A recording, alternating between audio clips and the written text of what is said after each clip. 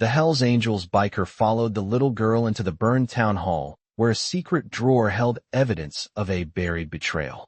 Hello everyone. Before we begin today's story, I have a small favor to ask. Please hit subscribe and turn on the notification bell so you never miss our channel's new videos. It's quick, free, and the best way to support us in bringing you more dramatic stories. Your support means the world to us. Where are you watching from? Drop your city or country in the comments below. Thank you very much. Now, let's dive into today's story. It was a night like any other, cold and windy, when Jake Razor Morrison, a seasoned Hells Angels biker, found himself riding through the back roads of a nearly deserted town. His motorcycle growled through the dense fog, headlights slicing through the darkness. The night was calm, but something in the air felt different, unnerving, like the calm before a storm. As he rounded a bend in the road, he saw her. A young girl, no older than 10, standing by the side of the road, her face pale and eyes wide with fear. She was alone, barefoot, and her clothes were torn, as if she had been running for hours. Jake's first instinct was to keep going. He had no business stopping in a place like this, especially for a stranger, especially a kid. The world wasn't kind to people like him, and the rules of the road were clear: never get involved. But there was something about her, something that tugged at his gut. He slowed his bike, pulling to a stop beside her. "Hey kid," Jake called out, his voice gruff from years of use. "What are you doing out here alone?" The little girl didn't respond immediately. She just stood there, shivering in the cold, her eyes never leaving his. Jake dismounted his bike, his heavy boots crunching on the gravel. He took a step closer, careful not to startle her, his presence imposing in the dark. "You lost?" he asked. Finally, the girl nodded, her lip trembling. "I need help," she whispered, her voice barely audible over the wind. There was something in her eyes, a silent plea that made Jake's heart tighten. She didn't seem like she was from this place, and something in the way she spoke made Jake feel uneasy. He glanced around, noting the isolation of the area. "Where are your parents?" he asked, his tone softening. She shook her head. "I can't. They're gone," she stammered. Jake felt a chill run down his spine. The town had been deserted for years, a victim of a devastating fire that had ravaged it, leaving only charred ruins. No one had lived here for a long time, and the thought of a young girl being here alone was disturbing. "You need to come with me," Jake said, his voice firm. "I'll take you somewhere safe." He led her back to his bike, and despite her fear, she climbed onto the back of it without protest. As they rode into the ghost town, the streets were eerily quiet, the remnants of burned buildings standing like silent sentinels. Jake stopped in front of a building that still looked partially intact, the town hall. He had heard stories about the place, about the fire that had burned it down, and the strange rumors that followed. The girl pointed toward the entrance, her finger trembling. "It's in there," she said. "What is?" Jake asked, narrowing his eyes. "The secret," she replied, her voice barely a whisper. Without another word, she jumped off the bike and headed for the door of the town hall, her footsteps echoing in the silence. Jake hesitated for a moment, but his curiosity got the better of him. He followed her into the building, his boots clanging against the cold floor as they moved deeper inside. The air inside was thick with the smell of ash and decay. Broken furniture and burnt remnants of what once was lined the walls. The girl stopped in front of a large desk, her small hands running over the surface until she found a hidden drawer. She pulled it open, revealing a collection of dusty old papers and a small, rusted box. The box was locked, but the girl had a key. She opened it slowly, revealing a stack of old photographs and documents that seemed to tell a story of betrayal, names, dates, and connections that Jake didn't recognize, but felt ominous nonetheless. As he looked at the papers, something inside him stirred. This wasn't just some forgotten relic of a bygone era. This was something much darker, and he was beginning to realize that he had just stumbled upon a secret buried deep in this town's past. One that someone had gone to great lengths to keep hidden, and now someone would stop at nothing to make sure it stayed that way.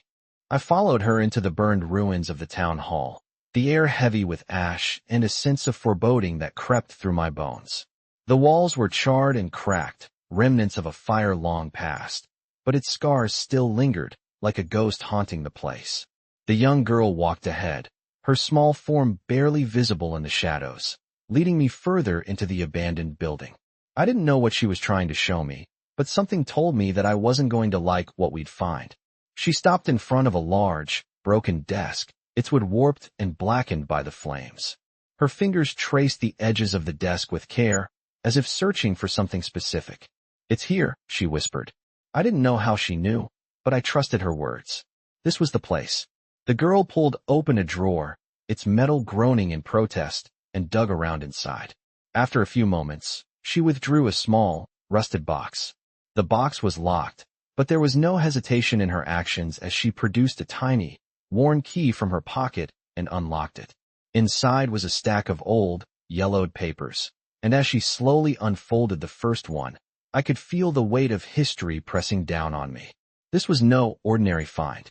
These weren't just papers. They were documents that told the story of betrayal, of a town's secrets buried under the rubble of the fire that had destroyed it. "This is the truth," she said softly, her voice almost trembling. "This is why it all happened." I leaned in closer, my eyes scanning the faded text, the names, the dates, the connections I didn't understand. My fingers grazed the top page, and suddenly, a feeling of dread washed over me. This wasn't just about a fire. It wasn't just about what had been lost. It was about what had been hidden. The more I read, the more the pieces began to fall into place.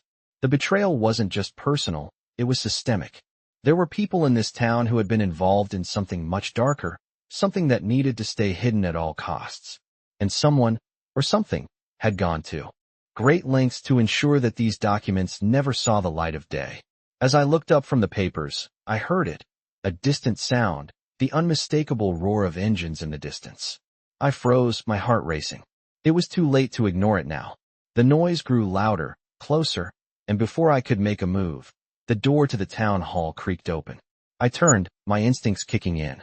A group of figures stepped into the doorway, their silhouettes dark against the dim light of the street outside. The girl gasped, her eyes wide with terror. "They're here," she whispered. "They know." My grip tightened around the papers. This was it. I had no choice but to face whatever came through that door. The first figure stepped forward, his boots scraping against the debris on the floor. He was tall, with a broad frame that looked like it had been carved from stone. His leather jacket bore the unmistakable insignia of the Hells Angels, and the way he moved spoke of power and intimidation. But it wasn't just his physical presence that set me on edge. It was the cold, calculating look in his eyes. This wasn't a man who believed in second chances. "I told you to stay out of this," he growled, his voice deep and dangerous. I could feel the weight of his words, the threat behind them, but I wasn't about to back down. I was here for something, and no one was going to stop me from finding out what. The girl stepped back, her small hands trembling. "Please," she begged, her voice barely a whisper. "Don't let them take it. It's all we have left." I stepped in front of her, my jaw clenched, ready to protect her, no matter the cost. The man studied me for a moment, his eyes narrowing as if weighing his options. Then, without another word, he moved towards me, his hands reaching for the papers in my hand. It was clear that he wasn't here to talk. I could feel the tension in the room thickening, the air charged with unspoken threats. But I wasn't going to let him take this from us. Not now, not after everything that had led me here. I shifted my stance, ready for what was coming. "You don't know who you're messing with," I said, my voice low and steady. The man's lips curled into a sneer. "I know exactly who I'm messing with," he said, stepping closer. The rest of the figures flanked him, their eyes scanning the room, waiting for a signal. The girl's hand found mine, and I squeezed it tightly, trying to reassure her, even though I wasn't sure how much time we had left. This was more than just a fight for survival. It was a fight for the truth. And the truth was something I wasn't about to let slip away, no matter how hard they tried to bury it. I could feel the tension in the room grow thick, like the air before a storm. The man in front of me, he wasn't just any biker. He was one of the Hells Angels, the type of man whose reputation was built on fear, and now he was standing in front of me, eyes cold and calculating, as if deciding whether or not to take everything from us. I had no intention of letting that happen. I gripped the papers tighter in my hand, stepping back, keeping the girl behind me. She was scared, her small hand clutching mine, trembling. I couldn't blame her. Whatever was hidden in these papers was bigger than either of us. And whoever these men were, They wanted it badly. You don't understand, I said, my voice steady, trying to make him see. You can't take this. This is the truth. He smirked, clearly not interested in words. The truth. His voice dripped with mockery. You're in over your head, buddy. The rest of his crew, 4 more men, all dressed in the same intimidating leather jackets, shifted, standing in a half circle around me, blocking any escape. There was nowhere to run. Get out of my way, I warned, feeling my pulse quicken. You don't know what you're dealing with. He didn't flinch. Instead, he nodded to one of his men. Without warning, the biker lunged forward, a hand reaching for the papers. I reacted on instinct, pulling them away, feeling the weight of the moment crash over me. It wasn't just about survival anymore. This was about protecting something far greater. The man who had come at me stopped abruptly, his eyes narrowing. You think you can stop us? He asked, his voice colder than ice. You have no idea what you're up against. The weight of his words hung in the air, and for a brief second, doubt crept in. Could I really stop them?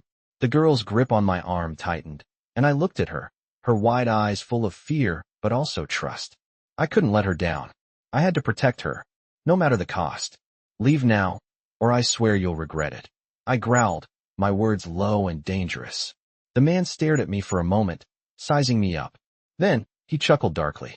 You think this is about you, huh? He said, his voice low and dangerous. This is bigger than you. Bigger than her. He pointed at the girl, whose wide eyes never left the man's face. We've been watching this town for years, and we're not going to let some stranger. He didn't finish his sentence. Instead, the door of the town hall slammed open, and a new figure entered the room. This man was taller than the others, with broad shoulders and a scar running down his face, giving him a menacing look. His leather jacket looked different, older, more worn than the others, but the symbol was unmistakable, the same Hell's Angels insignia. The new arrival stepped forward, his boots heavy on the ground. He didn't speak at first. He just looked around the room, his gaze falling on the girl, then on the papers in my hand. What's going on here? He asked, his voice calm but filled with authority. The first biker shifted uncomfortably. Nothing, boss. Just making sure this guy doesn't get any funny ideas. The new man didn't seem convinced. His sharp eyes locked onto me. What are you protecting, man? He asked, his voice softer now, but still laced with a quiet danger. I didn't hesitate. The truth. The evidence of a betrayal. His expression didn't change, but something in his eyes told me he understood. You're looking for something that's better left buried, he said slowly. You don't know who you're messing with. His words sent a chill through me, but I wasn't about to back down. I'm not leaving without it, I said firmly. The biker who had first confronted me chuckled, stepping back a bit, as if he was letting the boss handle it. The man with the scar considered me for a moment. Then, he turned toward the girl, his gaze lingering on her for a beat too long. Where did you find this? He asked, his voice shifting slightly. The girl didn't answer right away. She looked at me, and then, as if she knew I needed her to, she stepped forward. It was my father's, she said quietly. He used to work here, in the town hall. He left before the fire, but he always said there was something important hidden here. He told me to protect it. The boss raised an eyebrow, then turned to look at the papers I was still holding tightly. Your father was involved in this? What was he trying to protect? His tone had shifted now, more interested than threatening. The girl hesitated, but then she nodded. I don't know everything, but I think he knew something about the fire. About the people who were behind it. A long silence followed. The other bikers stood still, waiting. The man with the scar stepped closer, his eyes scanning the papers in my hands. You don't know what you've got here, he said finally, his voice almost a whisper. These documents, they lead to something bigger than you realize. There are people who will do anything to keep this buried. The girl's face paled, but I stood firm. Then let them come, I said, meeting his gaze. I'm not going anywhere. The man stared at me for a moment longer, then nodded slowly, as if making a decision. All right, he said, his voice cold but calm. If you're serious about this, then you're going to need help. But you better be ready for what comes next. With that, he turned toward the door, signaling for his crew to follow. I watched as they left the room, the air still heavy with tension. The girl let out a shaky breath, and I turned to her. You all right? I asked. She nodded, but I could see the fear in her eyes. What happens now? She whispered. I looked at the papers in my hand, the weight of their contents sinking in. We find the truth. And we make sure it doesn't stay buried. I could feel the air thick with tension as the bikers left the room, their heavy footsteps echoing down the hallway. The girl stood next to me, her small frame visibly shaking. I didn't blame her. We were in deep now. The pieces of the puzzle were slowly coming together, but we still didn't know the full story. What was her father involved in? And who were the people willing to go to such lengths to keep the truth hidden? I glanced at the papers in my hand. There was a name on one of them, a name that seemed to stand out. What's this about? I muttered under my breath, trying to decipher the handwritten note at the bottom of the page. The girl looked at me, her eyes wide with concern. Is it bad? She asked, her voice trembling. I looked at her, feeling the weight of the situation. I don't know yet, I replied. But it looks like your father was involved in something much bigger than we thought. Something dangerous. She nodded silently, her hand reaching for my arm. I just want to know the truth, she whispered. I need to know what happened to him. I took a deep breath, my mind racing. We're going to find out, I said, trying to reassure her, even though I wasn't sure where this path would lead. We needed answers, and we needed them fast. But the more I looked at the papers, the more it became clear that we were up against something far more dangerous than I had ever imagined. The fire that had destroyed this town wasn't just an accident. It wasn't just a random tragedy. It was the result of a conspiracy, a cover-up that had been in the works for years. And now, we were caught in the middle of it. As I stared at the documents, I felt a familiar sense of dread creeping in. I had been through this before, back when I was deep in the Hells Angels, dealing with enemies who would stop at nothing to protect their secrets. But this was different. This wasn't just about survival. This was about exposing the truth, no matter what the cost. We need to go to the town archives, I said, my voice firm. There's more information there. If your father hid something, it's probably in there. The girl looked up at me, her eyes filled with a mixture of fear and determination. Do you think we'll find him? Do you think we'll find out what really happened? She asked, her voice barely above a whisper. I didn't have an answer for her. I didn't know what we were going to find. But I knew we had to try. I don't know, I said honestly. But I promise you, we're going to figure this out. I won't stop until we do. We made our way to the town hall, the air growing colder as we approached the old building. The once grand structure now stood in ruins, a silent testament to the fire that had ravaged it. As we entered, the echoes of our footsteps seemed to reverberate through the empty halls. It was eerily quiet, like the building itself was holding its breath. We moved through the wreckage, the girl clinging to my side, her small hand in mine. She was scared, and I could feel the weight of her fear pressing down on me. I wasn't going to let her down. It's down here, she said suddenly, pulling me toward a darkened hallway at the back of the building. I followed her, my heart pounding. We reached a small room at the end of the hall, a room that looked like it had been untouched by the fire. The girl pushed open the door, revealing a dusty old filing cabinet. She moved to it, her fingers trembling as she searched for the right drawer. This is it, she said softly, pulling out a file from the top drawer. I watched her closely, my mind racing. What were we about to uncover? What secrets were buried in these files? She opened the file, and as her eyes scanned the contents, I could see the shock and confusion spread across her face. It's him, she said in a whisper. It's my father's handwriting. I stepped closer, peering over her shoulder.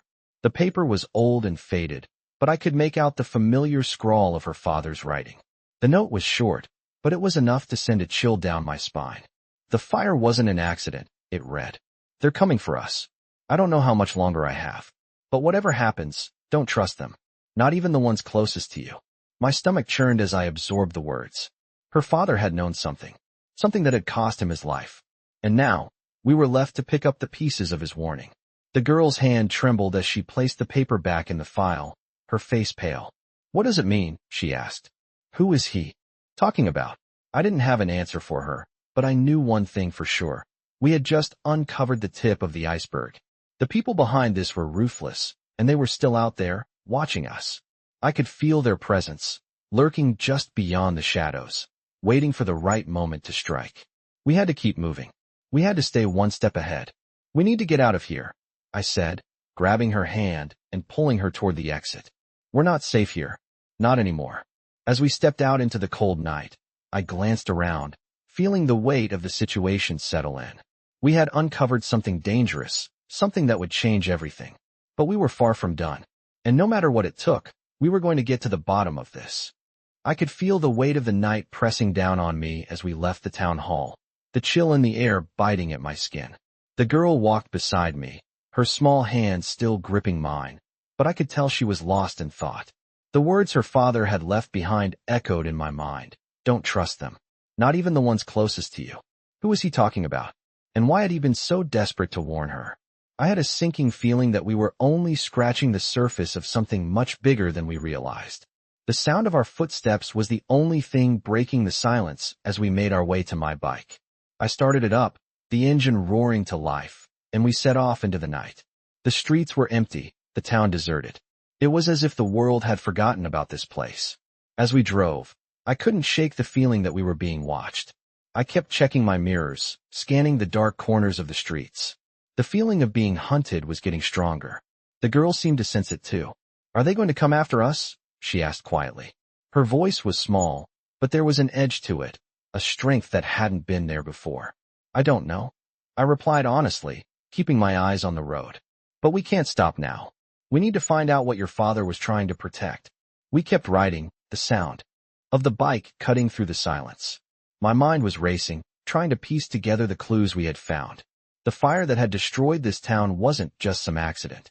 It was part of a much larger story, one that I had been pulled into without fully understanding the consequences. And now, the girl was part of it too. I could feel the weight of that responsibility settling on my shoulders. We needed answers, and we needed them fast. We stopped at a small diner on the outskirts of town. The neon lights flickered above the door, and the parking lot was empty. I didn't like it, but I had to trust my instincts. We needed a place to regroup, to think.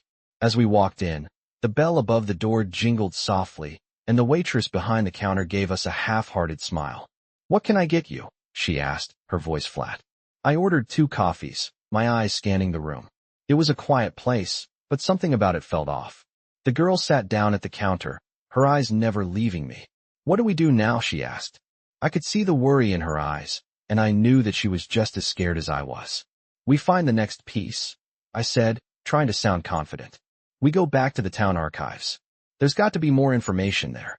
She nodded, but I could tell she wasn't convinced. Neither was I. The door opened behind us, and I tensed, my hand instinctively moving to the gun at my side. A man walked in, tall and broad-shouldered, with a grizzled face and a leather jacket that was worn from years of use. He glanced around the diner, and I could feel his gaze land on us. He didn't speak, just walked to the booth in the corner and sat down. I kept my eyes on him, but I didn't say anything. I didn't trust this town, and I sure as hell didn't trust anyone here. After a few minutes, the man got up, heading for the door. As he passed by our table, he stopped. You looking for answers? He asked, his voice rough and low. I didn't respond right away. Something about him felt familiar. What do you know about the fire? I asked, my voice tight. The man's eyes flickered, but he didn't answer. He just nodded toward the door. You're not going to find what you're looking for here. Not unless you're ready to pay the price. With that, he turned and walked out, disappearing into the night. I watched him go, my mind spinning. Who was he? And what did he know? The girl looked at me, her face pale. What did he mean? What price? She asked. I shook my head, feeling the weight of the mystery grow heavier. I don't know, but I think we need to find out. We finished our coffee in silence, both lost in our own thoughts. When we left the diner, the night seemed even darker than before. The sense of being watched was stronger now, and I knew we weren't alone. We got back on the bike, and I could feel the girl's grip tighten as we sped down the road. There was no turning back now. Whatever her father had uncovered, whatever he had hidden, we were about to find out the hard way. And I had a feeling that the truth would be more dangerous than either of us could ever imagine. We reached the town archives just before midnight. The building loomed in front of us, dark and foreboding. The windows were boarded up, and the door creaked loudly as I pushed it open. Inside, the air smelled musty, the remnants of forgotten history clinging to the walls. I led the girl down the narrow hallway, my footsteps echoing in the silence. At the end of the hall, a small office sat tucked away, the door slightly ajar. I pushed it open, my heart pounding in my chest. The desk inside was covered in papers, old files stacked high, some of them yellowed with age. I stepped closer, my eyes scanning the room. Then I saw it. a file on the desk, opened to a page that seemed to call out to me. The name at the top stopped me in my tracks. It was the name of the man I had been looking for, the man who had started all of this. I reached for the file, my hand trembling. What had he known? And what had he been willing to risk to keep it hidden? I stared at the file in my hands, the name on the page staring back at me like a ghost. From the past. This was it, the moment I had been waiting for. The file had belonged to the man who started all of this, the one who had been keeping secrets for so long. His name was Jonathan Clark, and from the looks of it, he was involved in something much bigger than anyone could have imagined. The pages were filled with names, dates, and coded messages that were hard to make sense of. But there was one thing that was clear. Jonathan Clark had been trying to expose something, and whatever he had found had cost him everything. I could feel the girl standing beside me, her eyes wide with curiosity and fear. "What is it?" she asked, her voice barely a whisper. I didn't answer right away. I had to read through the documents carefully. It wasn't just about finding out the truth, it was about surviving long enough to get it out. I flipped through the pages, my heart racing. "This is what your father was trying to protect," I said, my voice low and steady. "It's about a conspiracy, a cover-up that goes way back." The girl's face paled, and I could see the weight of her father's actions settling on her shoulders. "What does it mean?" she asked. I took a deep breath, trying to calm myself. "It means that the fire in this town wasn't an accident. Someone wanted it destroyed, along with all the evidence that was hidden here." The girl looked at me, her eyes wide. "Who would do that? What?" I didn't have an answer for her, but I knew we were about to find out. The papers were a map to something much bigger. "We have to go to the next place," I said, trying to keep my voice steady. "There's more. There has to be." I turned and started heading for the door, but the girl grabbed my arm. "What if they're already here?" she asked, her voice trembling. "What if they know we have this?" I looked at her, the fear in her eyes mirroring my own. But there was no turning back. "We'll be careful," I said, giving her hand a reassuring squeeze. "But we can't stop now. We have to keep moving." We made our way out of the town hall, the silence of the night hanging heavy around us. The streets were empty, but something didn't feel right. I kept looking over my shoulder, as if I could feel someone watching us. The weight of the documents in my bag felt heavier with every step. It wasn't just about what was in the papers. It was about the people who wanted them. The ones who would do anything to make sure we didn't get to the truth. As we approached my bike, I could hear the distant roar of an engine in the background, growing louder by the second. "Get on," I said to the girl, my voice urgent. She didn't hesitate, climbing onto the back of the bike. I revved the engine, the sound of the bike cutting through the night as we sped off into the darkness. The road ahead was unclear, but I knew one thing. We couldn't stay here. We had to get to the next place before whoever was behind this figured out we were onto them. As we rode, I kept my eyes peeled for any sign of danger. The wind whipped past us, but I could still hear the engine in the distance, closing in on us. We needed to lose them. The girl's grip tightened around my waist, but I didn't slow down. "Where are we going?" she asked, her voice shaky. I glanced over my shoulder, not sure how much longer we had before we were caught. "To a safe place," I said. "We need to get to the archives. There's more there." I pushed the bike harder, the engine roaring as I took a sharp turn. We were headed out of town, and the road ahead was deserted. It was the perfect place to disappear. But then, in the distance, I saw headlights. And they were getting closer. A car, fast, moving at high speed toward us. I had to make a decision, and fast. "Hold on," I yelled over the roar of the wind.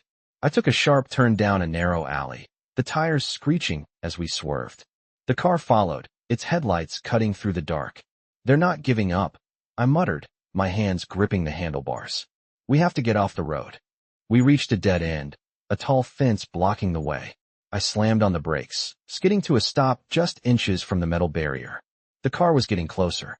There was no time to waste. "Get off the bike," I ordered. "Now." The girl scrambled off, and I jumped off after her, pulling her toward the fence. We couldn't outrun them, but maybe we could hide. I scaled the fence, pulling the girl up behind me. We landed on the other side, rolling into the tall grass. I heard the car screech to a stop, its headlights blinding us for a moment. I held my breath, praying they wouldn't see us. The engine idled for a few moments, and then the sound of footsteps, heavy, deliberate, came toward us. They were searching, but we were already moving, crawling through the grass, staying as low as we could. We needed to get to the other side of the field, where the woods began. That's where we could hide. We didn't look back as we made our way through the thick grass. We couldn't afford to. They were close, and the sound of their footsteps was getting louder. The girl's hand was tight in mine as we ran. We couldn't stop now. The truth was out there, and we were the only ones who could bring it to light. We had to survive long enough to make sure it saw the light of day. I could hear the sound of the car's engine grow quieter as it drove away, but I didn't dare move. My heart was racing in my chest, adrenaline still coursing through me. We were deep in the woods now, hidden behind the thick brush that had shielded us from view. The girl's hand was still tightly gripped in mine, and I could feel her breathing heavily beside me. "Are they gone?"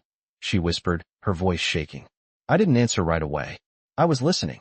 The distant rumble of the car faded completely, and after a moment of stillness, I finally allowed myself to exhale. "I think so," I said, keeping my voice low. We had to be careful. We couldn't afford to make any noise or draw attention. I pulled her gently behind a cluster of trees and crouched down, scanning the area for any sign of movement. The forest was dense, but the moonlight filtered through the canopy, casting long shadows across the ground. "We're not safe yet," I murmured. "We need to keep moving." The girl nodded silently, her wide eyes filled with fear. I could tell she was terrified, but there was a flicker of something else in her gaze, determination. "Where are we going now?" she asked, her voice steadying. I didn't hesitate. "The archives. We need to find out everything we can about the people behind this. We're getting close, I can feel it." I could see the worry on her face. "What if they come after us again?" she asked, her voice cracking. "What if they find us?" I squeezed her hand reassuringly. "They won't," I said firmly. "We're smarter than they are. We just need to stay one step ahead." We started moving again, keeping low and quiet, threading our way through the trees. The air was thick with tension, but we couldn't stop now. The truth was within reach, and I wasn't about to let anything or anyone stop me from finding it. As we made our way deeper into the woods, I kept glancing over my shoulder, the sense of being watched never leaving me. Every crack of a twig underfoot made my heart skip a beat. The feeling that someone was following us, hunting us, was getting stronger with every step. We kept moving, making our way toward the old town library. It wasn't far, but it felt like an eternity as we moved through the thick underbrush. My mind was racing, trying to piece together everything we had learned so far. The fire, the cover-up, the betrayal, and now, the people who would stop at nothing to make sure the truth stayed buried. I wasn't sure how much longer we had before they found us, but I knew one thing for sure. We had to get to the library before they did. The girl's hand was still in mine, and I could feel her tightening her grip as we neared the library. The building loomed ahead, its windows dark and foreboding. We crept up to the front door, checking to make sure no one was inside. I motioned for the girl to stay behind me as I carefully pushed the door open. The hinges creaked, and we both froze, listening for any sounds of movement. It was quiet. Too quiet. I stepped inside, keeping to the shadows, my eyes scanning the room. The library was dusty and abandoned, the shelves filled with old books that hadn't been touched in years. But I wasn't here for the books. I was here for the files. The truth. We moved quickly through the aisles, heading for the back of the library, where the town's records were kept. The air was thick with dust, and the silence was deafening. The girl's footsteps were barely audible behind me as we made our way to the back room. There, hidden in a small storage area, were the records I had been looking for. I pulled open a drawer, the old wood creaking under my touch. Inside, a set of files was waiting, their contents marked with the town's official seal. I pulled out the first one, my hands trembling as I opened it. The pages inside were yellowed with age, the ink fading in some places, but the words were still clear. As I read, I felt my stomach drop. This was it. This was what they had been trying to hide. The fire wasn't just a random event. It was a carefully orchestrated plan, a cover-up designed to protect those responsible for what had happened in this town. The people behind it all were powerful, more powerful than I could have imagined. "What is it?" the girl asked, her voice barely above a whisper. I looked at her, my heart sinking. "It's worse than we thought.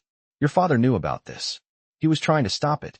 I quickly flipped through the rest of the papers, trying to make sense of the documents. There were names I recognized from the town's past, people who had been involved in the cover-up. But there was one name that stood out. It was the same name that had been on the papers I had found earlier. The man who had started all of this. The one who had been trying to expose the truth. They're all connected, I muttered to myself. All of them. The girl moved closer, peering over my shoulder at the documents. Who are they? She asked, her voice trembling. I didn't know how to explain it to her. The people behind this were powerful, untouchable. But I couldn't let that stop me. I don't know yet, I said, my voice firm. But we're going to find out. And we're going to make sure the truth comes out. We stood there for a moment, the weight of what we had uncovered pressing down on us. We couldn't stay here long. The clock was ticking, and the people behind this were still out there. But I wasn't backing down. Not now. Not after everything we had uncovered. The truth was closer than ever, and we were going to make sure it saw the light of day. We had no choice. We had to finish what we started. I could feel the pressure mounting as we left the library. The air was thick with tension, the weight of the documents in my bag heavier than ever. The girl walked beside me, her eyes wide, her small hand clutching mine with a mixture of fear and determination. We had found the truth, but the road ahead was anything but clear. The town's secrets were no longer hidden in the dark, but someone would stop at nothing to make sure they stayed that way. We had to keep moving. We had to stay ahead of whoever was after us. What now? The girl asked, her voice trembling. I looked at her, my thoughts racing. We find the people who did this, I said, my voice firm. We make sure they can't hide anymore. We headed back toward the outskirts of town, where the shadows seemed to grow deeper with each passing second. The wind had picked up, and the sound of the trees swaying made the night feel even colder. The quiet was unnerving. As we approached the edge of town, I couldn't shake the feeling that we were being followed. I glanced over my shoulder, my heart skipping a beat. Nothing, just the empty streets. But the feeling wouldn't go away. Stay close, I said to the girl. We're almost there. She nodded, her steps quickening to match mine. We reached the old road that led out of town, where a dilapidated warehouse stood in the distance. It had once been a place for business, but now it looked abandoned, the windows boarded up and the metal doors rusted. But I knew it wasn't empty. The people behind all this had to be somewhere, and I had a feeling this was where we'd find them. We walked toward the warehouse, my hand still holding the girl's. As we got closer, I saw the faint outline of a figure standing by the door, watching us. My instincts flared. It was too quiet, too still. Stay back, I whispered to the girl. She moved behind me, her small form barely visible in the shadows. I took a step forward, my hand resting on the gun at my side, ready for whatever might come. As I approached the door, I noticed the figure wasn't moving. It was just standing there, waiting. Who's there? I called out, my voice steady but sharp. The figure didn't respond, but I could see the outline of a jacket, the unmistakable patch of the Hells Angels. My pulse quickened. Whoever was in there wasn't just involved in the cover-up. They were part of the network. I had no idea how deep it went, but I knew we were about to find out. The figure finally stepped forward, the dim light from the street lamp casting his face in shadow. You should leave, he said, his voice low and gruff. This isn't your fight. I wasn't about to back down now. It's too late for that, I said, my voice cold. We're already in it. The man didn't move, but I could feel the tension in the air thickening. We were at a standoff, and I had no idea how this was going to play out. But I wasn't going to let him intimidate me. I took another step forward. We're looking for answers, I said, my voice unwavering. And we're not leaving without them. He chuckled darkly, his breath visible in the cold night air. You think you can take on all of us? He asked, his voice tinged with amusement. You're out of your league, kid. The girl stepped forward then, her small voice cutting through the tension. What did you do to my father? She asked, her words fierce, though her body trembled. The man's eyes flickered toward her, and for a moment, I thought I saw something like regret in his gaze. Your father was a fool, he said softly, his tone changing. He thought he could stop something bigger than him. But he was wrong. I could see the girl's fists clench at her sides, her jaw set in anger. She wasn't backing down either. He didn't fail, she said, her voice strong. You did. The man was silent for a moment, and then he stepped back, his eyes narrowing. You really think you can change anything? He said, his voice low. It's already too late. Before I could respond, the door of the warehouse creaked open, and a second figure appeared, stepping into the dim light. This one was taller, more imposing, and he had the same patch. What's going on here? The second man asked, his voice deep, commanding. The first man looked at him, then at me and the girl. "They're not leaving," he said simply. The second man studied us for a moment, his eyes cold. "You should have stayed out of this," he said, his voice quiet but menacing. "You don't know who you're dealing with." I stood my ground. "We know exactly who we're dealing with, and we're not leaving until we get the truth." The second man took a step forward, his face hardening. "You think you can handle the truth?" he asked, his voice suddenly sharp. "You don't have the stomach for it." I didn't flinch. "We'll see about that." The tension in the air was palpable. The girl stood beside me, her hand still in mine, her fear now replaced with determination. We were in this together, and there was no turning back.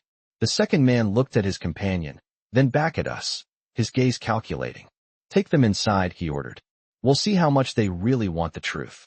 The first man stepped forward, and for a moment, I thought he was going to grab us, but then he hesitated, his eyes flicking to the girl. "You're making a mistake," I said, my voice steady. "This isn't going to end the way you think." But they weren't listening anymore.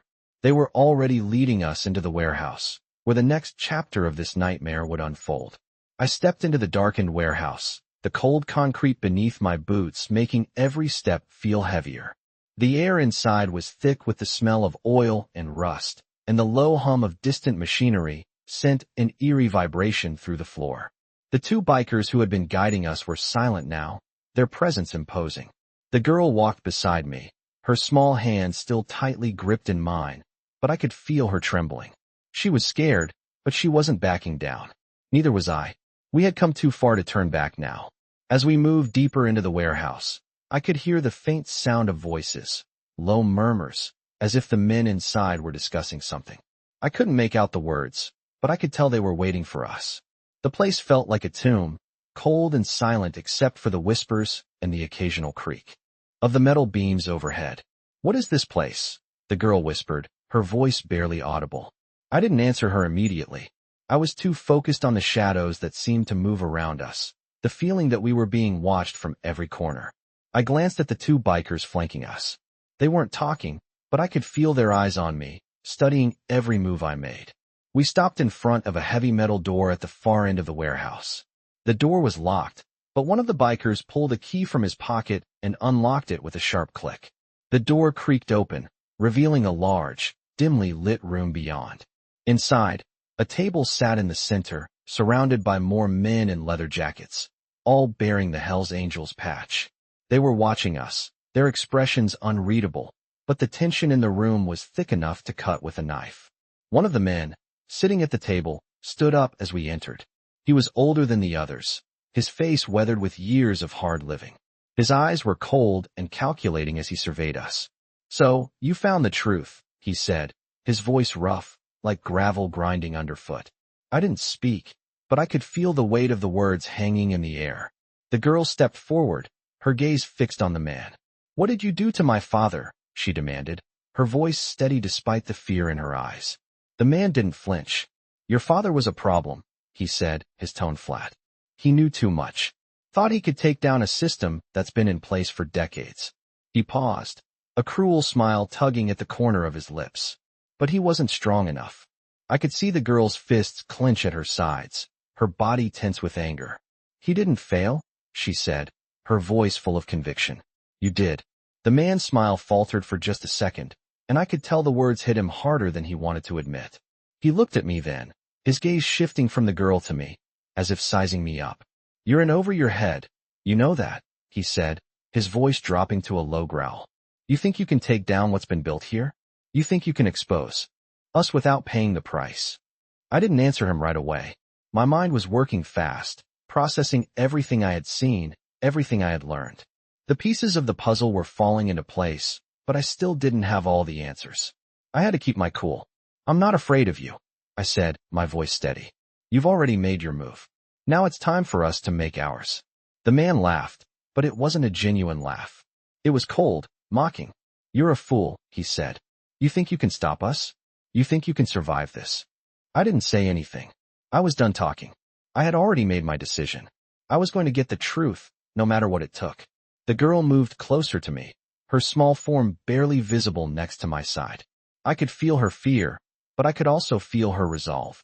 She wasn't backing down. Neither was I. The man who had been talking to us turned his back, walking toward a desk in the corner of the room. He motioned to one of the other men, who stepped forward with a file in hand. The man slid the file across the table toward me. "This is what you came for," he said. "But be careful what you wish for." I picked up the file, my fingers brushing over the worn edges. The girl moved closer to me, peering over my shoulder. "What's in it?" she asked, her voice a mix of curiosity and fear. I opened the file, and as I read through the pages, I felt the air in the room shift. The truth was in these pages: names, dates, connections. But there was something else too, something darker. The people behind this weren't just trying to protect their secrets. They were willing to destroy anyone who got in their way. The girl looked at me, her expression unreadable. "What do we do now?" she asked, her voice barely a whisper. I glanced up at her, then at the men in the room. "We finish this," I said, my voice full of determination. "And we make sure they never hurt anyone again." The man who had spoken to us earlier was watching me carefully, his eyes narrowing. "You're a fool," he said again, this time with more venom. "You think you're some kind of hero? You're nothing. Just another casualty in a war you don't understand." I stood up, the file still in my hand. "Maybe," I said, my voice cold. "But I'm not going to stop until I make sure the truth gets out." With that, I turned and walked toward the door, the girl following closely behind. We had come this far. We weren't turning back now. I could feel the weight of the file in my hand, the secrets it held pressing on me like a heavy burden. We were standing at the threshold of something much bigger than we could have imagined, and as I looked at the girl beside me, I knew there was no turning back. We had come this far, and we weren't stopping until we got the answers we needed. The men in the warehouse had underestimated us, but now we had the upper hand. We knew too much. The truth was within reach, but we had to stay one step ahead of the people who would do anything to keep it hidden. I glanced over at the girl. She was still shaken, but there was something different in her eyes now. The fear had shifted into something else, determination. "What do we do next?" she asked, her voice steady despite everything that had happened. I looked at her, feeling a mixture of pride and responsibility. "We take this to the only place left," I said, my voice firm. "We go to the press. We make sure the world knows what happened here." She nodded, her small frame standing tall beside me. I could tell she was scared, but she wasn't backing down. Neither was I. We left the warehouse behind, the echo of our footsteps the only sound in the still night. We had to be quick. The truth was too dangerous to sit on for long. As we made our way out of town, I kept looking over my shoulder, the feeling of being watched still lingering in the back of my mind. It wasn't just paranoia. We were being hunted. I could feel it in my bones. "Do you think they'll come after us again?" the girl asked, her voice trembling slightly. I didn't answer right away. I was trying to calculate our next move. "I don't know," I said finally. "But we have to make sure we're not an easy target." We stopped at an old gas station on the edge of town. The place was deserted, the neon sign flickering faintly in the dark. I used the payphone to make the call. It wasn't easy. I was hoping we could get the press involved, but I wasn't sure who to trust anymore. The last thing we needed was for the people behind this to have their claws in the media too. After a few tense minutes, I managed to get a lead on a reporter who was interested in the story.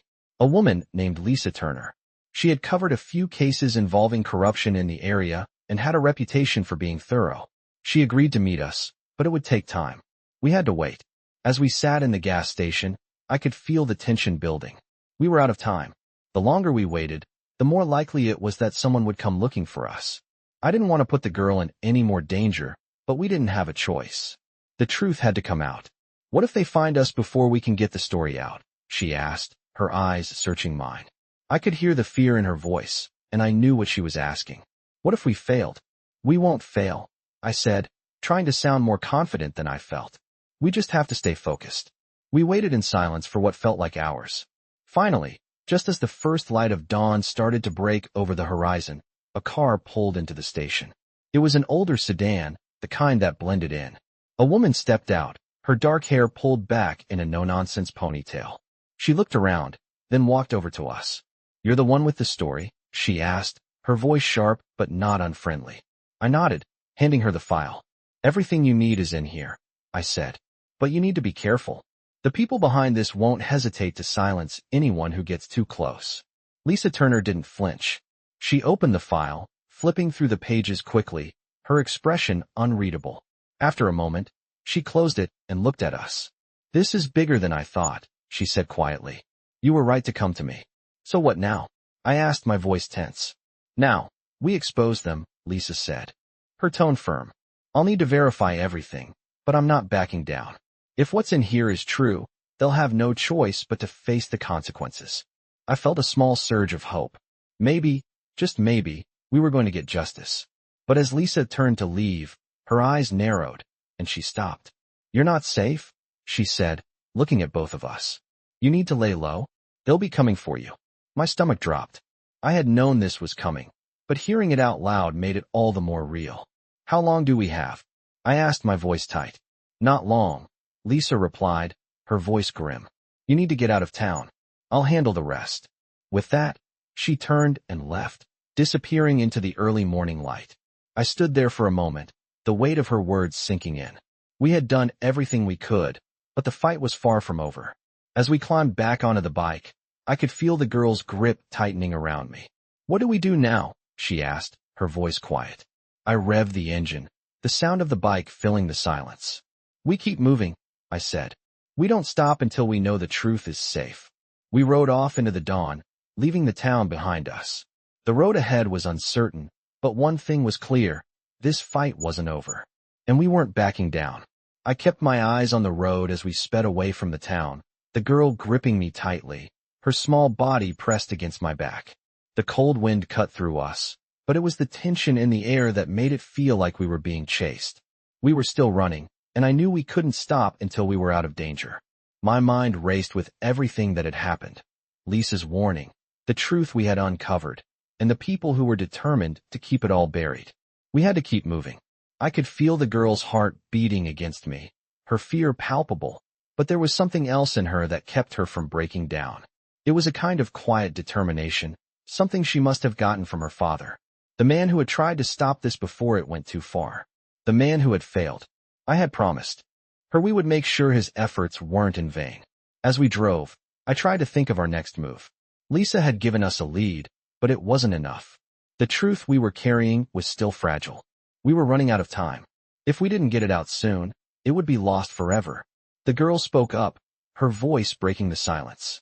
"Where are we going now?" she asked, her voice soft but full of resolve. I didn't want to tell her we were going to the end of the road, but we had no choice. "We're heading to the border," I said. "I have a friend there who can help us get out of the state. Once we're safe, we can figure out the next step." She didn't ask any more questions, and for that, I was grateful. She was learning to trust me, even though I had no idea what was coming next. We needed to get out of the country, but getting there would take more than just riding through the night. We needed to be careful, and we needed to stay off the grid. The farther we got from the town, the better. But as I thought about the road ahead, I couldn't shake the feeling that we were being followed. I had been watching the rearview mirror for the last few miles, and there it was, a dark shape that had been tailing us for the past few minutes. It wasn't a coincidence. They were after us. My grip tightened on the throttle as I pushed the bike faster. The sound of the engine roared louder, but the shape behind us kept getting closer. The girl's grip on me tightened, and I knew she could feel the change in the air. "They're coming," she said, her voice tinged with fear. "What do we do?"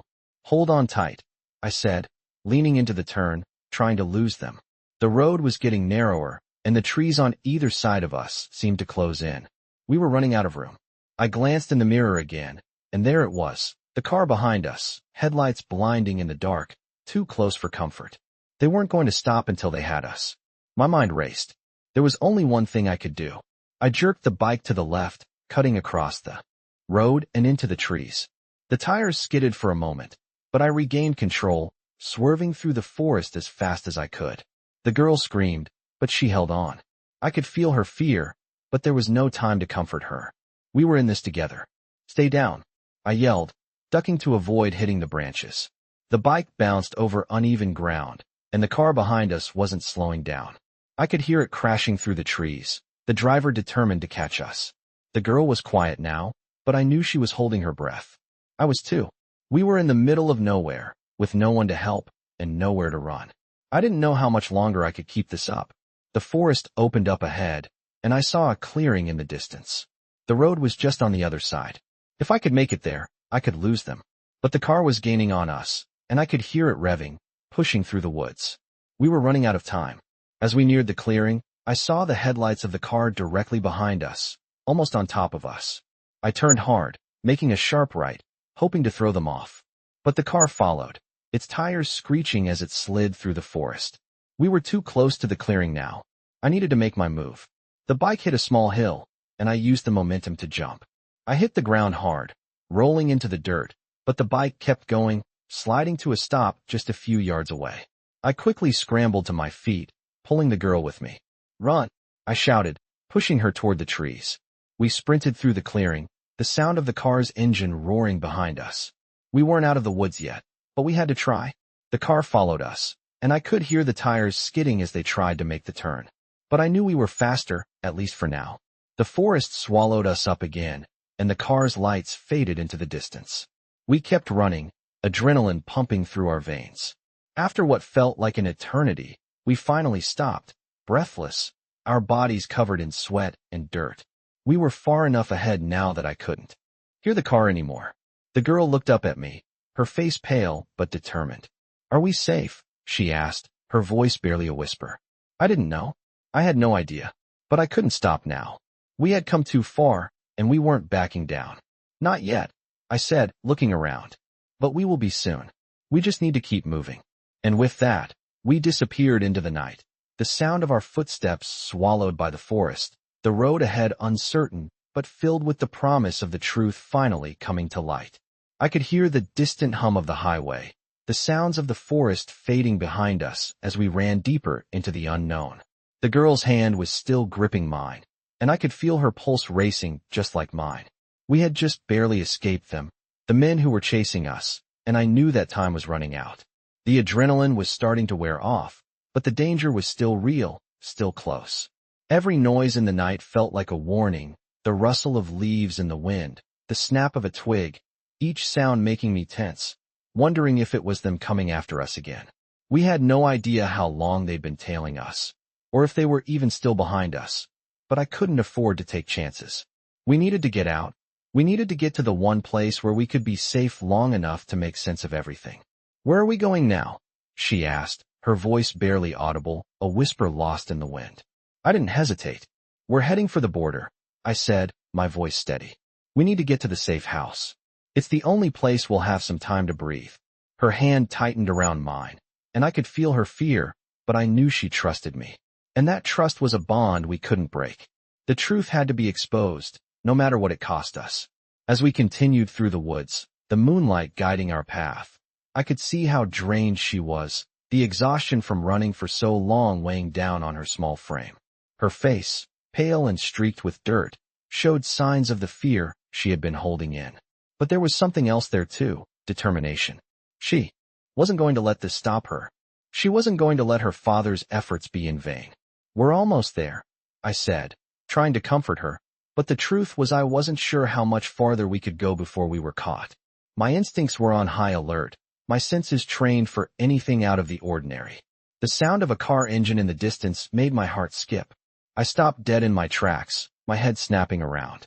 It was hard to tell how far off it was, but I could tell it was moving fast. "Stay down," I whispered, pulling her behind a large tree, out of sight.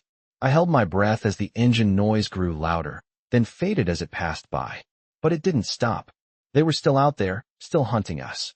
My pulse quickened. "We need to keep moving," I said urgently. "We don't have time to waste." The girl nodded, and we pushed on, each step feeling heavier as we made our way through the thickening forest. We were running low on options, running low on time. The girl was clearly exhausted, her legs trembling with every step, but she kept going, determined to reach the safe house. It wasn't just the fear that kept her going. It was the hope that the truth we carried would be enough to make things right. After what felt like an eternity, we finally reached the small cabin at the edge of the woods. It was hidden well enough that even the most persistent searchers might not find it, but we couldn't afford to take any chances. We stepped inside quickly, the door creaking behind us as I locked it. The girl collapsed onto a nearby chair, breathing heavily. I did the same, leaning against the wall, trying to calm my racing heart. For a moment, there was nothing but silence, the only sound the soft crackle of the old wood stove in the corner. What now? The girl asked, her voice barely more than a whisper. I ran a hand through my hair, trying to steady my thoughts. We need to get the information to the right people, I said. We'll contact Lisa again. She'll help us get this to the press. She looked at me, her eyes wide with worry. What if they come for us before we can do that? She asked. I paused, my mind racing.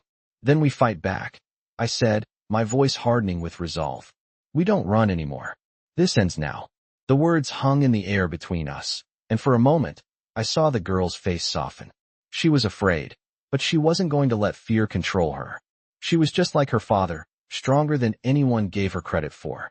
Okay, she said, her voice quiet but firm. I'm with you. I nodded, standing up and moving toward the desk in the corner. There, I began to organize the papers, sorting through the ones that were most important. Every piece of information was crucial. The names, the connections, each document was a step closer to exposing the truth. As I worked, I could hear the girl moving around the cabin, trying to find a place to rest. I didn't know how much longer we had before the people behind this came after us again, but I knew one thing: we couldn't stop.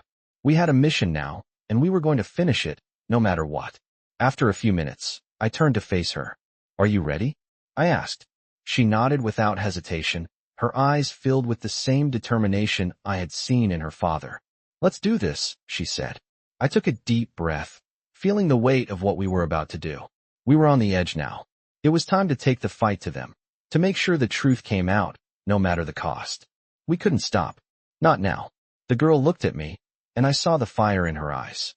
Let's make sure they can't hurt anyone else, I said quietly. Let's finish this. With that, we gathered everything we needed, the weight of our mission pressing down on us. The fight was far from over, but we had a chance now, maybe the only chance we would ever get, and we were going to make sure we took it. We moved quickly through the forest, our eyes scanning the shadows, our hearts pounding in our chests. The girl was still with me, her hand firmly in mine, but I could tell she was starting to feel the weight of the journey. We were running out of time, running out of options. The documents we had uncovered were crucial, but they were also dangerous.